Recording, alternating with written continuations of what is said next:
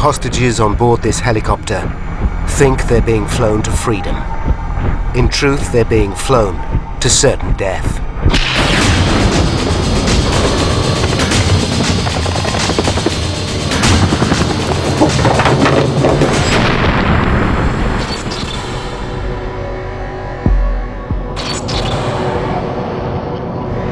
Europe. Germany. Munich.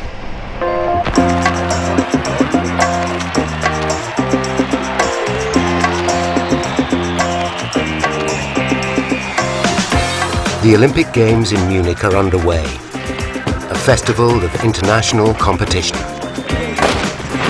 900 million viewers in 100 countries watch in amazement as American swimmer Mark Spitz wins 7 gold medals, and Soviet Olga Korbut enchants the world with her dazzling gymnastics.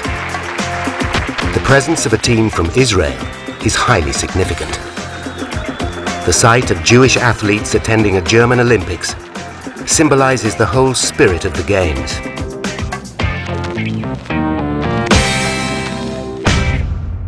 One of the competitors is 28-year-old weightlifter David Berger.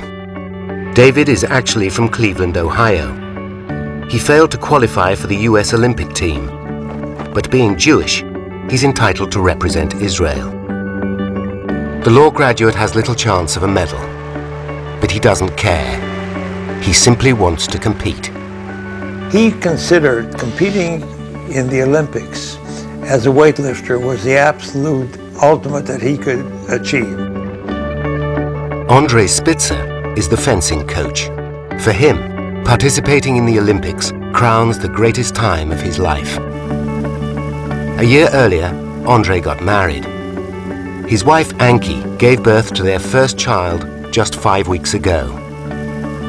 We were a young couple, very much in love, and we just had a beautiful baby daughter was born, so what could go wrong? Nothing. Andre and David are staying with the rest of the Israeli team in the Olympic Village. It's a vast, purpose-built complex, housing 10,000 competitors, coaches and officials. Israel's male athletes are housed in Block 31 on Connollystrasse, near the edge of the complex. Although there is goodwill in the village, the world outside is going through a volatile time. Terrorists are creating bloody turmoil. A Palestinian faction known as Black September is particularly ruthless. In the last year, the organization has assassinated the Jordanian Prime Minister and hijacked a passenger jet bound for Israel. Among those witnessing the violence firsthand is seasoned war reporter Gerald Seymour. Gerald Seymour, ITN, Amman. But now Seymour is covering the Olympic Games. It should be easy, a welcome break from the ceaseless brutality. The idea that one would be sitting on a major event of violence, one of the iconic moments of that whole century, there was no way that anything like that was in our thoughts.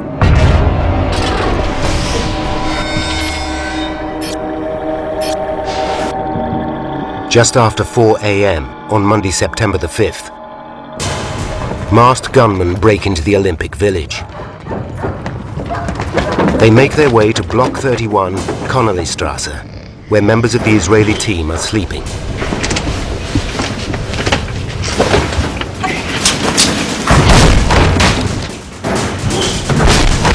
They burst into the athletes' bedrooms. In the chaos that follows, 2 athletes are shot. Weightlifter Yosef Romano bleeds to death. Then, the gunmen dump the body of wrestling coach Moshe Weinberg on the walkway outside. They take 9 Israeli athletes hostage.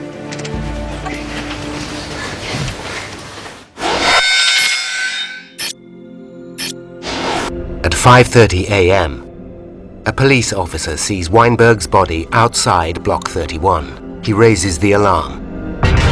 As the police remove the body, they spot masked gunmen inside. The panicked officers alert Munich police chief Manfred Schreiber. 47-year-old Schreiber has a formidable reputation as an uncompromising hard man. His officers call him the Sheriff because he always gets his man. At Olympic headquarters, Schreiber takes immediate command. He forms a committee to deal with the crisis.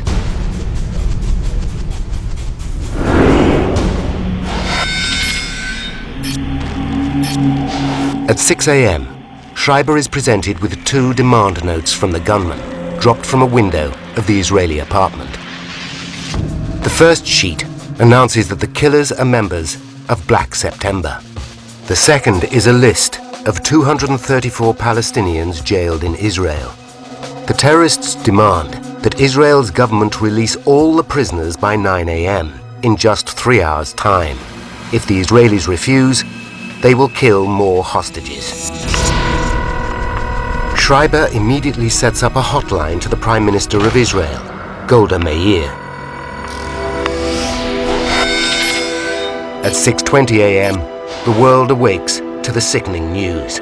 Violence has spread to even the most peaceful of international events. This is an ITN news flash from the Olympic Village in Munich, where early this morning armed Palestinian guerrillas... The media reports that several Israeli athletes have been taken hostage. 2 are dead. 1 is reported as the boxing coach. This sets alarm bells ringing for Ankie Spitzer. I knew there is no boxing coach. I know that Andre was a fencing coach, so I tried to find out what happened, but nobody could tell me. By 7:15 a.m., police established that 9 Israeli athletes are being held hostage on the first floor of Block 31 in a bedroom at the rear. Among them are Andre Spitzer and David Berger. But the police don't know how many terrorists are involved. The world waits for Manfred Schreiber's next move. Schreiber waits for a response from the Israeli government. Will they agree to the terrorists' demands? Israel's Prime Minister Golda Meir tells Schreiber she needs more time to convene her cabinet. But time is running out.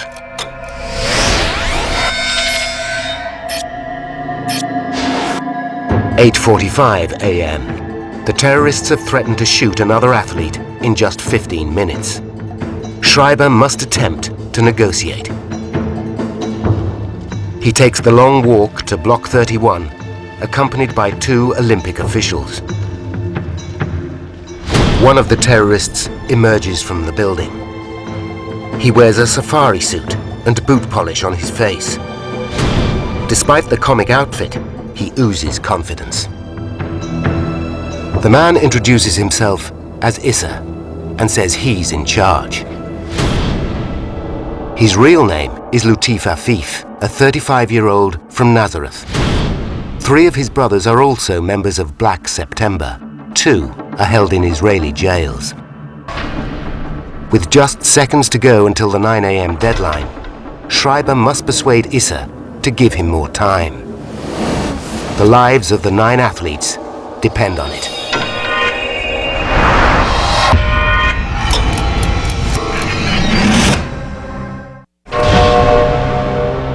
Police Chief Manfred Schreiber pleads with terrorist leader Issa for more time to meet their demands.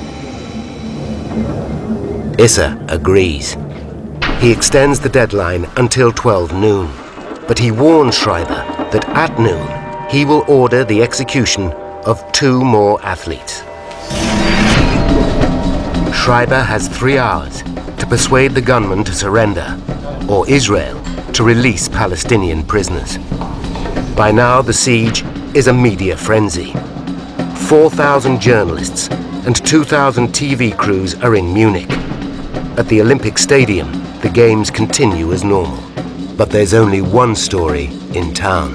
Arab guerrillas have invaded the male athletes' housing area. 11 a.m. the Olympic Committee bows to international pressure and suspends the Games, placing the whole event in jeopardy. This puts even more strain on Police Chief Schreiber. Now, he must save the Israeli athletes and the Munich Olympics. 11:15 a.m. Finally, Schreiber's wait is over. Israel comes back with its answer. It will not give in to the terrorists' demands. It will not release a single Palestinian prisoner. Schreiber realizes that the siege can only be ended by force. But to launch an assault, he needs one crucial piece of intelligence. Schreiber must find out how many gunmen are inside Block 31. He must buy more time.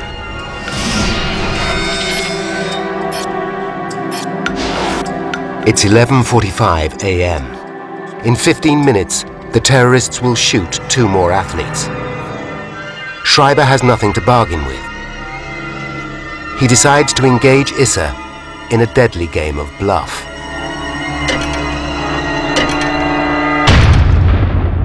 Noon comes.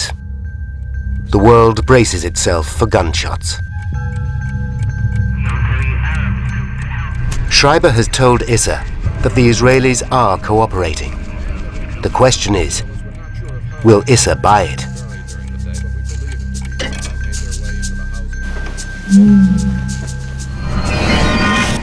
The gamble pays off. The terrorists don't shoot. Schreiber keeps the bluff going through several deadlines all afternoon. By 5 p.m., Schreiber still doesn't know how many terrorists are inside. Then, finally, he gets his chance. He persuades Issa to let 2 Olympic officials into apartment 1 to check on the hostages. One is Walter Tröger. He's appalled by what he sees. When we entered the room, we saw covered a corpse, a lot of blood at the walls, and the 9 friends from Israel. They had fear. They knew that they were in a terrible and a nearly unsolvable situation. Tröger's been set a vital task by Schreiber: to count the gunmen. When I came to that room with Issa, I saw 4 gunmen, and there might have been a 5th one. And from that time on, there was only one target and one aim: to free them by force.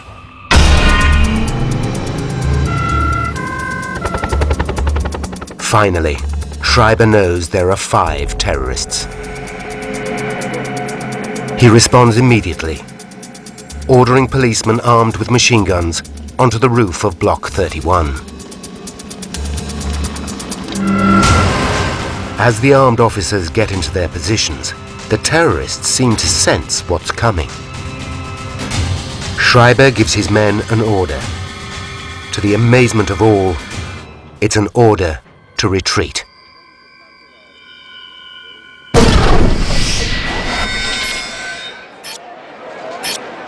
At 5:10, there's a fresh twist to the saga. The terrorist leader Issa demands a plane to fly the gunmen and the hostages to Cairo, Egypt. Schreiber's been under intense pressure for 11 hours. Now he's presented with the chance to take the siege out of the Olympic Village. Schreiber agrees to Issa's demands.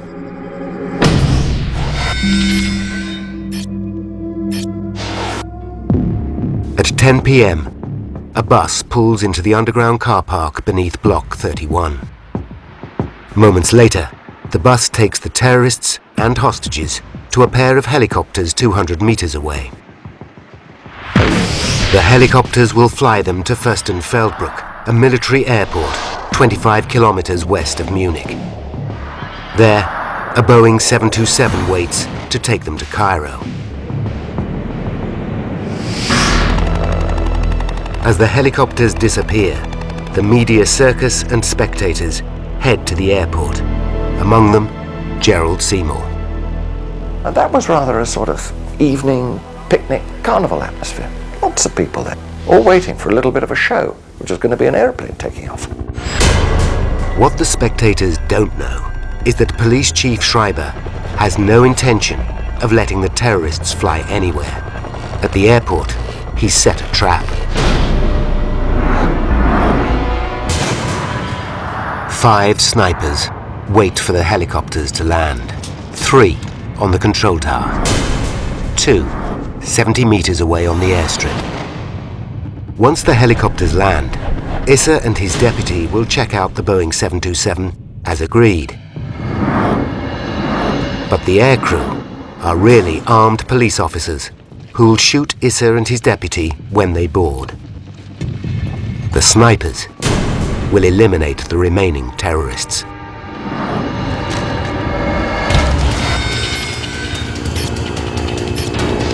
At 10:30 p.m., the helicopters land.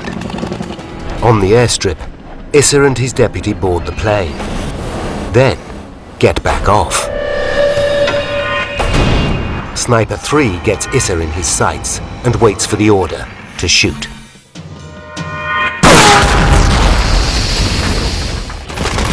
The snipers fail to eliminate the terrorists. A furious gun battle erupts. Tied together in the helicopters, the athletes can only pray. At a military airport west of Munich, German police are trying to rescue 9 Israeli hostages. For 30 minutes, they exchange fire with the terrorists.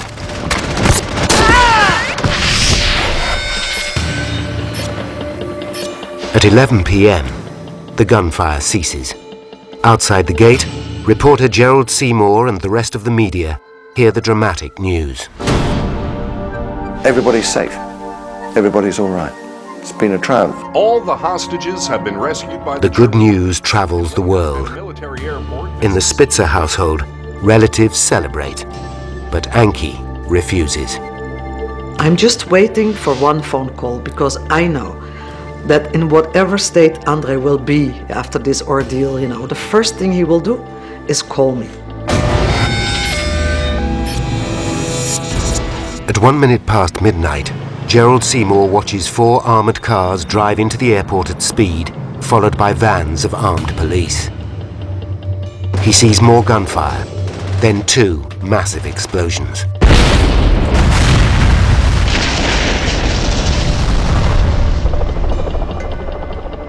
When the armored cars return, Seymour realizes that the good news was premature.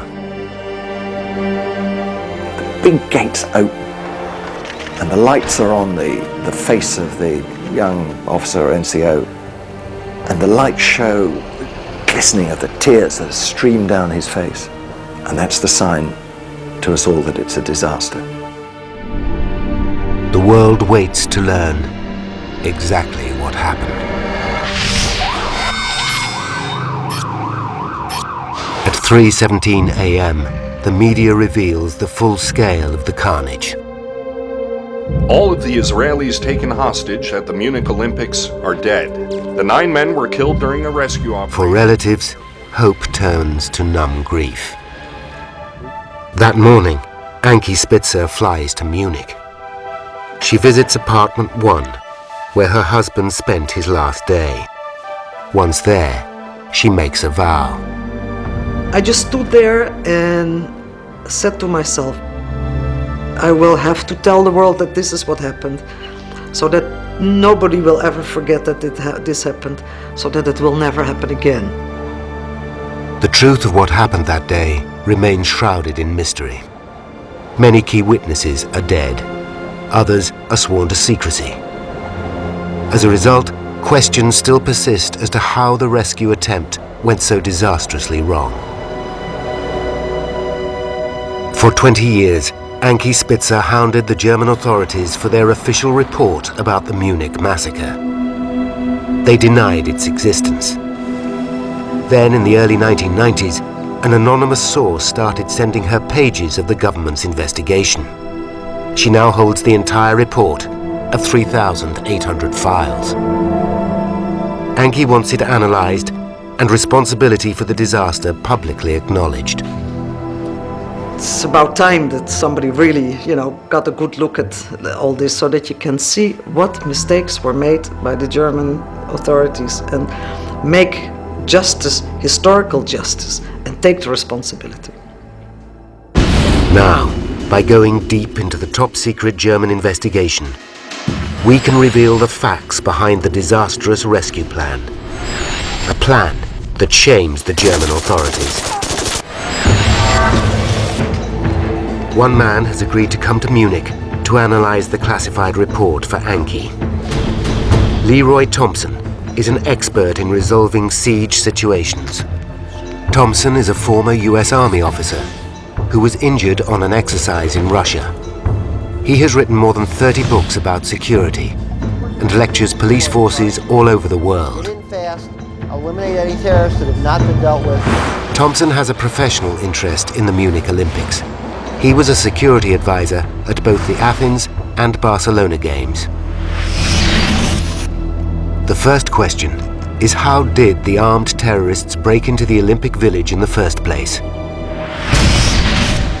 In Thompson's experience, the Games are the most heavily policed and security-conscious sporting event in the world. Anki's copy of the official report states that the 1972 Games were policed by 2,000 security guards, and the entire village was surrounded by a 2-meter-high wire fence. If true, how did the terrorists enter with such ease? There's one way to find out. Thompson tracks down Olympic organizer Walter Troger. Troger reveals that although on paper security sounds impressive, it was in fact deliberately relaxed. The security concept has been not to show arms, to have security people, but in civil uniforms, no weapons around. This was a concept to show the friendly, the peaceful Germany.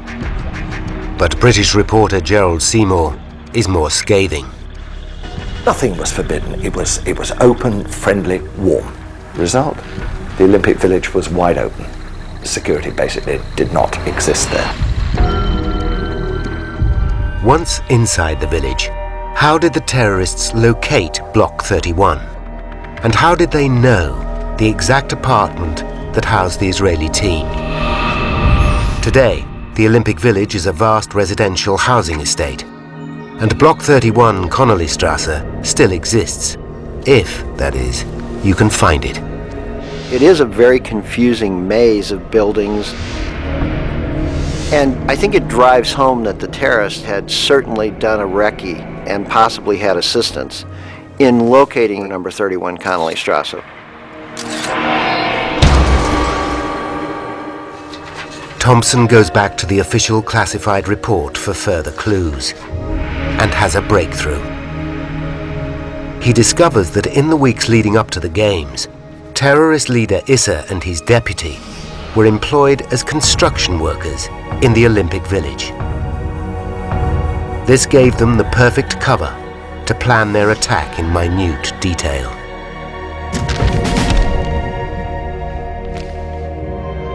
Thompson hopes the official report will provide the answer to his next question.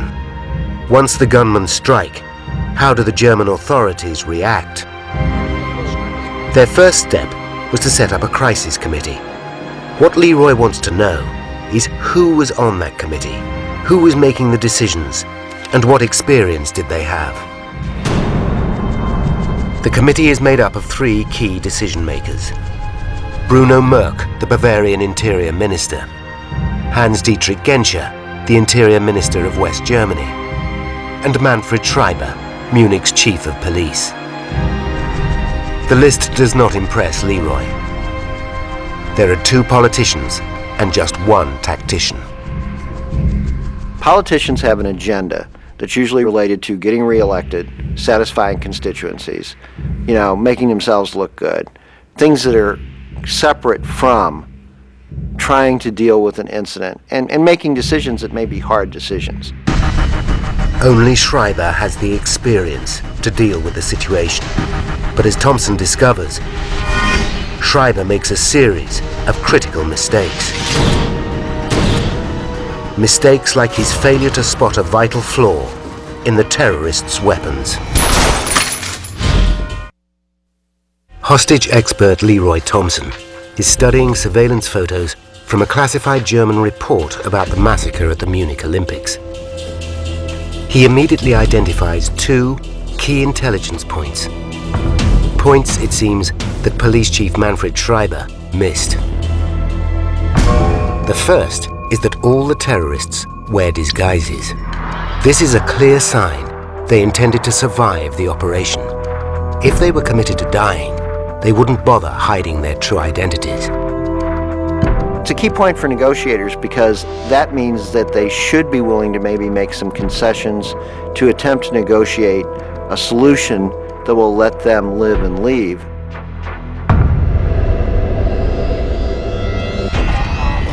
Next, Thompson identifies a second key intelligence point. The terrorists are armed with AK-47s. Thompson knows that gunmen like the Palestinians are trained to always keep the safety catches on. As he demonstrates at a firing range, this small fact is absolutely vital. Normally you want a safety that by just using your trigger finger you can quickly flick it off. That's not the case with the AK-47. As you can see, it's almost impossible, if not impossible, to do. The design means the operator has to take his finger off the trigger to ready the weapon. This, of course, would give the German police, if they were going to launch an assault, an extra couple of seconds. Seconds can be the difference between life and death. 2 seconds would give a skilled marksman time to pick off a target and time for an assault team to attack. Yet when Thompson studies the official report, he finds no mention of the safety catches. Schreiber and his men clearly missed it.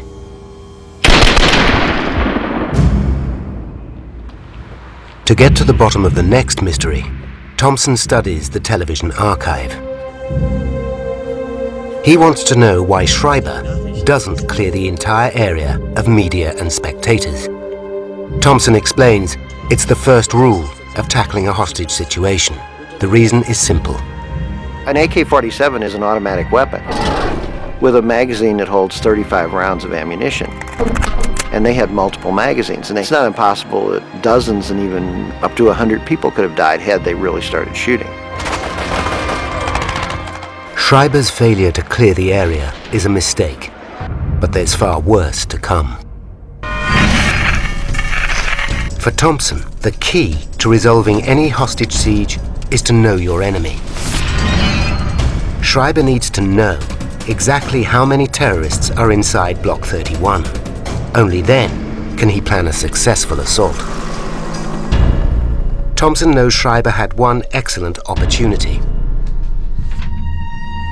Just after 5 p.m., he persuades Issa to let 2 Olympic officials into apartment 1 to check on the condition of the hostages. The officials report seeing 5 terrorists. This is the information Schreiber has been seeking. He now launches his assault plan.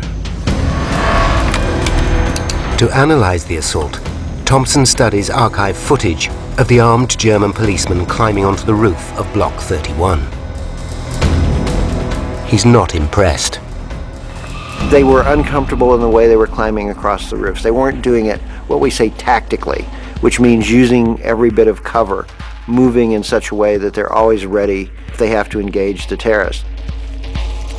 They were holding their weapons in a manner that didn't show they were used to using those weapons at close quarters. So who was this assault team? And why, just as they were poised to strike, were they ordered to retreat? To find out, Thompson tracks down Heinz Hohensen, one of 13 officers who scaled the roof that day. He is shocked to learn that the assault team was made up of regular street cops.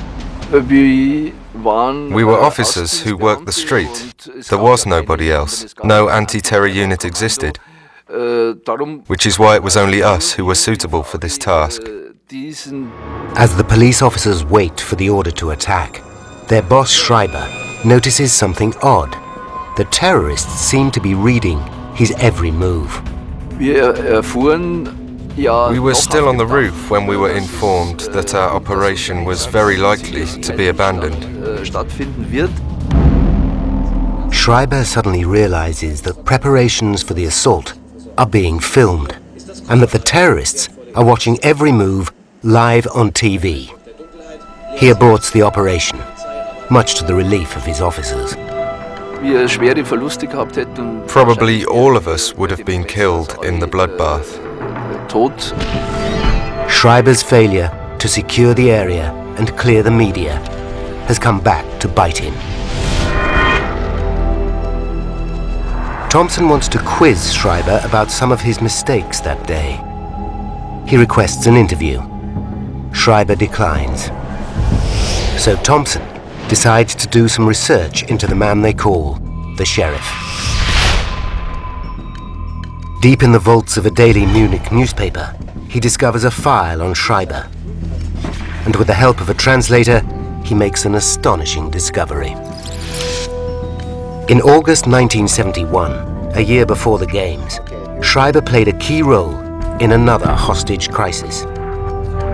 During a failed bank raid, 2 armed men took 17 people hostage. After a tense standoff, Schreiber ordered a marksman to open fire. One bank robber is injured, but not fatally. As a result, the robber shot an innocent woman, dead. Schreiber was charged with involuntary manslaughter. 4 months later, the charges were dropped, but Thompson suspects that the incident affects Schreiber's judgment. He may not have been willing to make the call that it's time for us to use lethal force to settle this incident now. So the lives of the 9 Israeli hostages lay in the hands of one compromised police chief and 2 politicians. Thompson is beginning to understand why the operation at the airport went so disastrously wrong.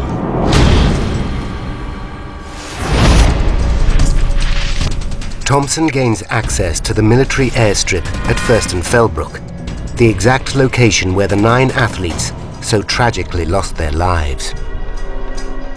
When he sees the scene of the shootout for the first time, it triggers another question. During the Second World War, German snipers were some of the most feared in the world. So where were these skilled sharpshooters in 1972?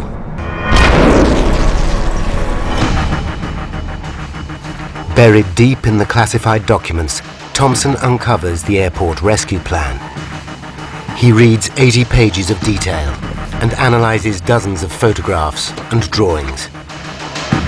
Deconstructing the rescue plan is the most critical part of Thompson's quest for the truth. The plan is based on intelligence that there are 5 terrorists. When Isser and his deputy board the 727, armed officers disguised as aircrew will eliminate them. Then the 5 snipers located around the airport will target the 3 remaining terrorists in the helicopters. Sniper 1 is positioned behind a low wall. Sniper 2 behind a military truck. And snipers 3, 4, and 5 are positioned on the control tower with a clear view of the airstrip. Thompson believes that the key to the plan's success is the sniper behind the low wall. Using a laser rangefinder, he works out that Sniper 1 was just 50 meters from the terrorists. Those terrorists standing outside the helicopters, he was behind them. He should have been able to very quickly at that range eliminate those terrorists. But as the helicopters come into land, the plan begins to unravel. The armed officers on board the Boeing furiously debate their chances of shooting Isser and his deputy as they board. Heinz Hohenson was one of the officers on the plane. He regarded the plan as a suicide mission. If the terrorist leader had detonated his hand grenade near the fully fueled aircraft, all of us would have been blown to pieces. The officers take a show of hands and vote to abandon the operation. Their decision leaves the rescue plan in tatters and shocks Thompson. Based on military and law enforcement people I've worked with, they would not have at the last minute said, well, I don't think I'm going to stick around while these hostages are here. I'm just not doing it. I just find that astonishing. Success now relies on the 5 snipers positioned around the airfield, but they are compromised by the next critical mistake. The helicopter pilots are instructed to land side on and to the west of the control tower. This will give the snipers a clear line of sight as the terrorists throw open the side doors of the choppers. But critically, both pilots land face-on to the control tower. It's not clear why the pilots make this mistake, but it jeopardizes the entire rescue plan. It leaves the snipers on the control tower with no clear shot of the terrorists. Worse still, it places snipers 1 and 2 on the ground, directly in their line of fire. But the snipers' problems don't end there. The airfield is lit by only 3 floodlights. It is too dim for the snipers to clearly see their targets. They must fire, virtually blind. To make matters worse, Thompson discovers that the snipers are ill-equipped. They are not issued with night vision goggles, bulletproof vests, or even steel helmets. But Thompson reveals that the snipers have an even more fundamental problem on their hands: their guns.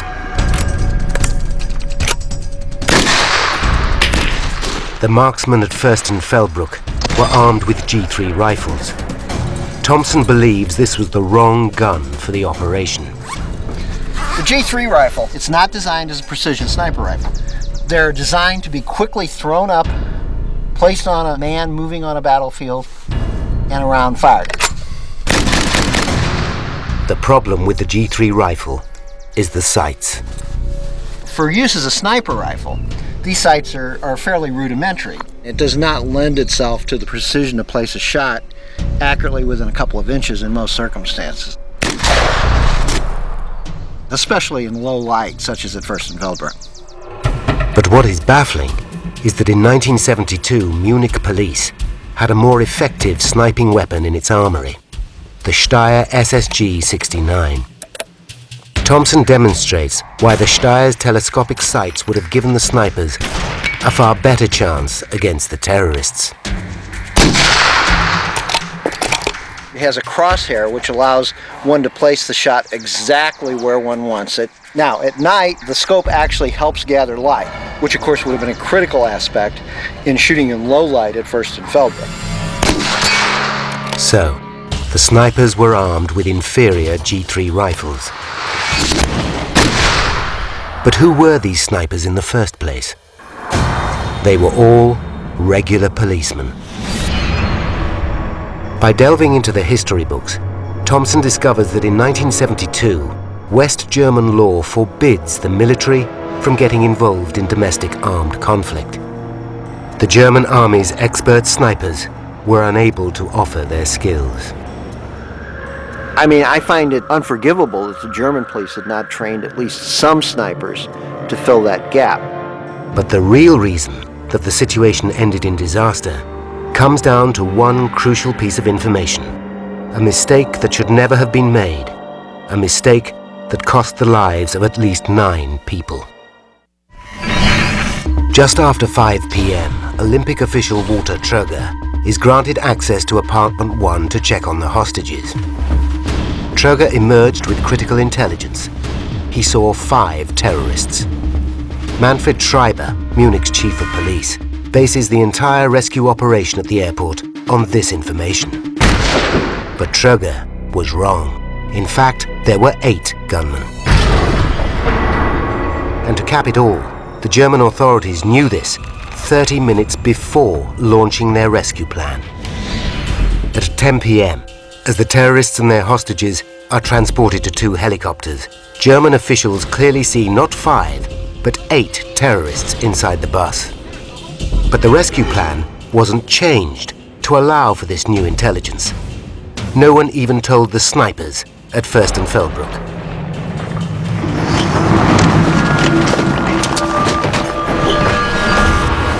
But the snipers still have a chance to overcome the terrorists. Their last hope rests with Sniper 3. He has one split-second opportunity to eliminate Issa and his deputy, leaving the terrorists leaderless and in chaos. Now, by rewinding to the start of the airport rescue operation, we can reveal the horrifying consequences of the ill-conceived plan. 10:30 p.m. The helicopters transferring the terrorists and hostages to Fürstenfeldbruck land in the wrong position. Issa and his deputy disembark. They walk to the 727 as planned. They climb the steps of the plane and walk inside.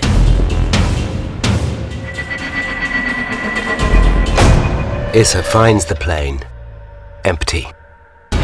He runs back to the choppers, shouting to the others that it's a trap.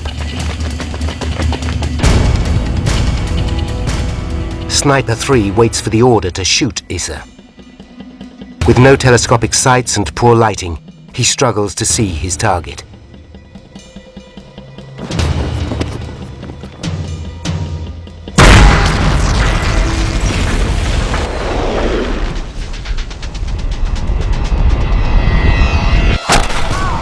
He misses. He shoots Issa's deputy in the thigh. Issa makes it to safety and orders his men to attack the airport building. A furious gun battle ensues. The snipers now realize there are 8 terrorists. Snipers 1 and 2 find themselves pinned down by the gunfire of snipers 3, 4, and 5. They can play no part in the shootout. It's now 3 snipers against 8 terrorists. By 11 p.m., the snipers have killed 2 terrorists, but they're being outgunned. They stop shooting and wait for backup.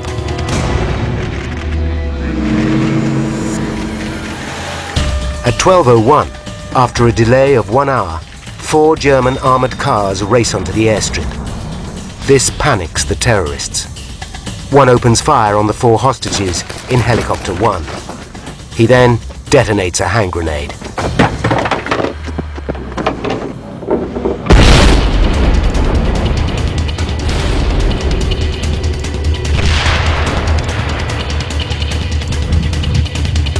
Snipers shoot and kill Issa.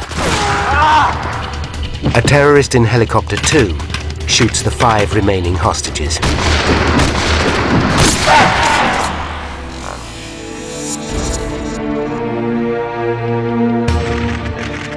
At 12:30 a.m., the shooting stops. All 9 Israeli athletes are dead. 5 terrorists and a German police officer are dead. 3 terrorists survive and are arrested.